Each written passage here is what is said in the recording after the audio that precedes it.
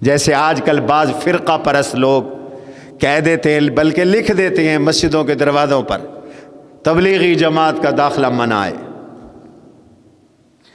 یہ فلاں مسلک کی مسجد ہے،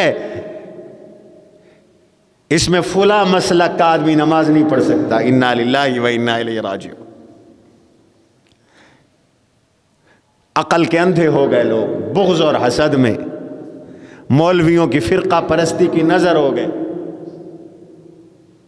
اور بعض جگہوں پر تبلیغی جماعت اگر مسجد میں گھس جائے تو باقاعدہ مسجدوں کو دھویا جاتا ہے۔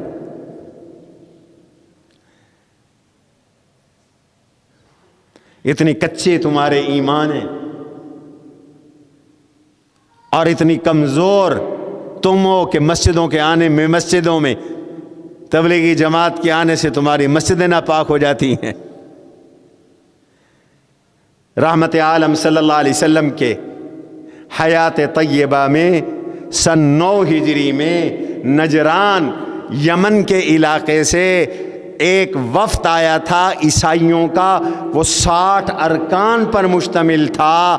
اللہ کے نبی علیہ السلام نے ان غیر مسلموں عیسائیوں کو مسجد نبوی میں ٹھہرایا،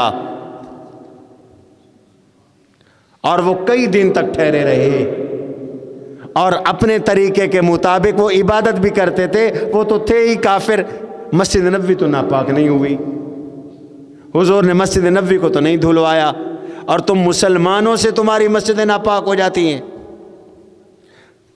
اور تم لکھ کے لگا دیتے ہو دیوبندی یہاں نماز نہ پڑھے، تبلیغی جماعت کا داخلہ منع ہے۔ تو یہ تو پلے درجے کی حماقت ہے، جہالت ہے۔